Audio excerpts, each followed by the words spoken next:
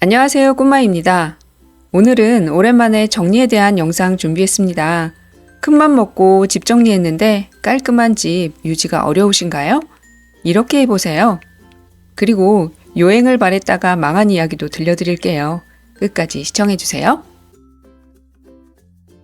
모델하우스 방문해보셨나요?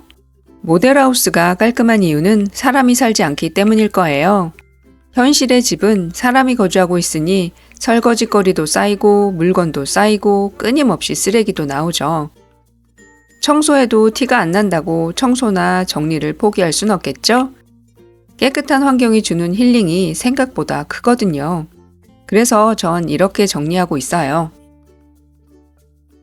온 가족이 모이는 주방은 각종 물건들이 쌓이기 쉽죠. 저만 해도 퇴근 후에 집에 오면 주머니 물건들을 주방 선반에 다 꺼내놓거든요. 싱크대나 식탁에 물건이 하나둘 쌓이는 걸 방치하면 거짓말처럼 온갖 잡동사니들이 쌓여서 금방 지저분해져요. 그래서 주방에 물건이 쌓이기 전에 늘 물건을 제자리에 두려고 노력합니다. 쌓여있는 물건을 치우는 데는 시간이 걸리지만 쌓이기 전 물건 몇 개 제자리에 두는 건 쉬워요.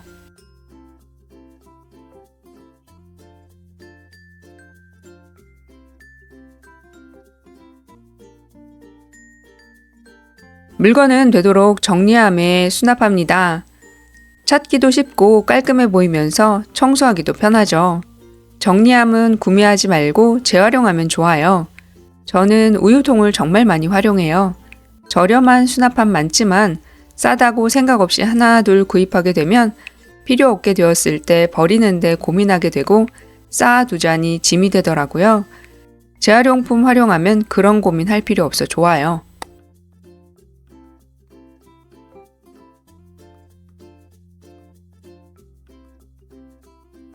자주 사용하는 물건이나 가족 물건의 경우 안 보이게 수납해 놓으면 불편하죠. 틈새 공간에 수납하는 건 어떨까요? 남편의 경우 식탁에 서류 등을 두는 습관이 있어요. 남편 물건을 상자에 담아 식탁 밑에 두었더니 어디 두었는지 찾을 필요 없고 물건 늘어놓지 말라고 잔소리할 필요 없어 좋아요. 게다가 눈에 띄지 않아 지저분해 보이지도 않죠. 가족들 물건을 함부로 버리거나 손댈 수는 없고 그렇다고 식탁 위에 두긴 지저분하니 틈새 공간 활용해봤어요. 틈새 공간 찾아보세요. 겉으로 깔끔해 보여도 닦아보면 은근 먼지 많은 거 아시죠? 그 먼지가 몸속으로 들어간다 생각하면 먼지 청소 꼭 해야겠죠? 세탁한 헌 양말 모아두었다가 먼지 청소에 활용해보세요. 싱크대 위, 선반 위, 책꽂이나 책상 등등 닦아보면 뽀얀 먼지가 나와요. 특히 후드 위는 기름때가 있어 손소독제를 묻혀 닦으면 뽀득뽀득해집니다. 매일은 힘들지만 적어도 일주일에 한 번 정도는 먼지 청소 해보세요.